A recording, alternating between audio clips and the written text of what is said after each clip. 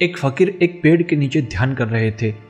वे हर रोज एक लकड़हारे को लकड़ी काट कर ले जाते देखते थे।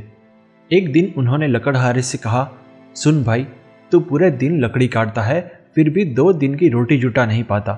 तो एक काम कर, जंगल में थोड़ा और आगे जा, वहाँ चंदन का घना जंगल है। यदि तुम एक दिन चंदन की लकड़ियाँ काटते हो तो तुम्हें 1 सप्ताह तक भोजन जुटाने की चिंता नहीं रहेगी। लकड़हारे को फकीर की बात पर विश्वास नहीं हुआ। उसने सोचा, जंगल को मैं जितना जानता हूँ उतना और कौन जानता है। जंगल में लकड़ियाँ काटते काटते ही तो जिंदगी बीती है। यह फकीर तो हमेशा पेड़ के नीचे बैठा रहता है, इसको क्या खाक पता होगा। लकड़हारे को मानने को मन तो न हुआ, लेकिन फिर सोचा कि हर्ज क्या है, कौन जाने ठीक ही कहता हो। फिर झूठ कहेगा भी क्यों, देखने से तो अच्छा आदमी मालूम पड़ता है। इसके पहले कभी कुछ बोला भी नहीं, एक बार प्रयोग करके देख लेना चाहिए। फकीर की बातों पर विश्वास करके वह जंगल में और आगे गया। वहां से जब लौटा तो फकीर के चरणों में सर रखकर कहा, मुझे क्षमा करें, मेरे मन में बड़ा संदेह था, क्योंकि मैं तो सोचता था कि मुझसे ज़्यादा इस जंगल की लकड़ियाँ को कौन जानता है। मगर मुझे चंदन की पहचान न थी। मेरा बाप भी लकड़हारा था, उसका बाप भी लकड़हारा था। हम तो ऐसे ही लकड़ियाँ काटते काटते जिंदगी बिताते रहे। हमें चंदन की पहचान ही क्या। हमें तो चंदन मिल भी जाता तो भी हम उसे काटकर मामूली लकड़ी के दाम पर बाजार में बेच आते। आपने पहचान बताई, आपने गंध जतलाई, आपने परख दी। मैं भी कैसा अभागा हूँ, काश पहले पता चल जाता।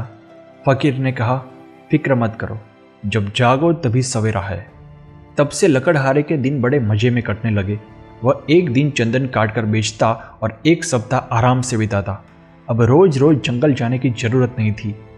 एक दिन फकीर ने कहा, अरे भाई, मुझे लगा कि तुम में कुछ अक्ल होगी, पर नहीं, तुम तो बस लकड़ियाँ काटते रहे पर आगे नहीं बढ़े।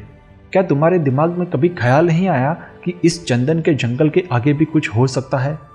यह सवाल तो मेरे मन में कभी आया ही नहीं। लकड़हारे ने आश्चर्य से पूछा, क्या चंदन के जंगल के आगे भी कुछ है?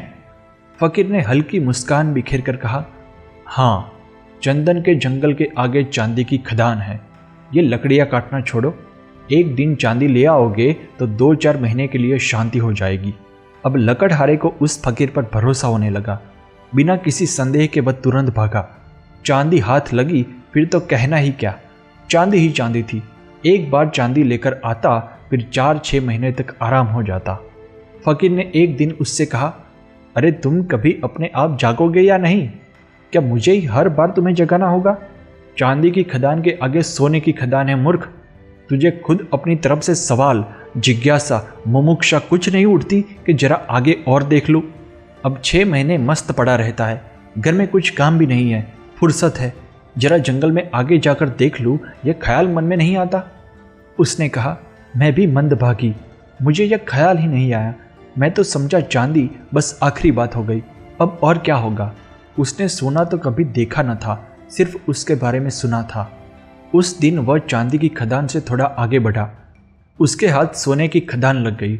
6 महीने के बाद फकीर ने लकड़हारे को फिर बताया कि सोने की खदान के आगे हीरे की खदान है। हीरे की खदान पर हाथ लगने के बाद लकड़हारे का पूरा जीवन बदल गया। अब उसकी गिनती गांव के धन कुबेर के रूप में होने लगी। एक बड़ा बंगला बनाने के बाद वह और भी अमीर बनने के लिए एक बार फिर हीरे की खदान की ओर निकल पड़ा। पेड़ के नीचे बैठे फकीर ने उसे देखकर कहा, अरे मूर्ख, तुम अब तक समझे क्या नहीं? तुम हीरे की खदान पर ही क्यों रुक गए? मूर्ख शब्द सुनकर अब लकड़हारे के अहंकार को ठेस पहुंची। अब उसने अकड़ कर कहा, ए फकीर, मुझसे इज्जत से बात करो। अब हीरे की खदान के आगे और क्या हो सकता है? फकीर मुस्कुरा कर बोला, हीरे की खदान के आगे मैं हूं। तुम्हें कभी पता ही नहीं चला कि यह आदमी यहाँ बैठा है जो जानता है कि वहाँ हीरे की खदान है, फिर भी हीरे को छूता तक नहीं। उसे हीरो से भी अधिक कीमती चीज अवश्य मिल गई होगी। क्या यह प्रश्न कभी तुम्हारे मन में नहीं आया? उस आदमी ने फिर अपना माथा खुजाया। वह तुरंत फकीर के चरणों में सिर रखकर बोला, मैं कितना मूर्ख हूँ, मुझे यह सवाल ही नहीं आता। तुम जब बताते हो तब मुझे याद आता है। यह ख्याल तो मेरे मन में कभी आ ही नहीं सकता था कि तुम्हारे पास हीरो से भी बड़ा कोई धन है। फकीर ने मुस्कुराते हुए कहा, उस धन का नाम है ध्यान। अब तुम्हारे पास बहुत धन है, अब और पैसे की जरूरत नहीं है। अब जरा अपने भीतर की खदान खोदो, वह सबसे आगे है। ओशो सार, यही मैं तुमसे कहता हूँ, और आगे और आगे चलते ही जाना। तब तक मत रुकना जब तक कि सारे अनुभव शांत न हो जाए। परमात्मा का अनुभव भी जब तक होता रहे, समझना द्वि मौजूद है, द्वैत मौजूद है, देखने वाला और दृश्य मौजूद है। जब वह अनुभव भी चला जाता है तब निर्विकल्प समाधि बनी रहती है। तब दृष्टा और दृश्य का भी अस्तित्व समाप्त हो जाता है। तब कोई भी नहीं बचता, एक सन्नाटा है, एक शून्य है, और उस शून्य में जलता है बोध का दीपक। वही परम अवस्था है, वही समाधि है। हम जो मांगते हैं वह मिलते ही उसका मूल्य खो जाता है। फिर हम कुछ और मांगने लगते हैं। इसीलिए मैं कहता हूँ कि मांगना बंद करो और उस खजाने की ओर बढ़ो जो तुम्हारे भीतर छिपा है। ओशो।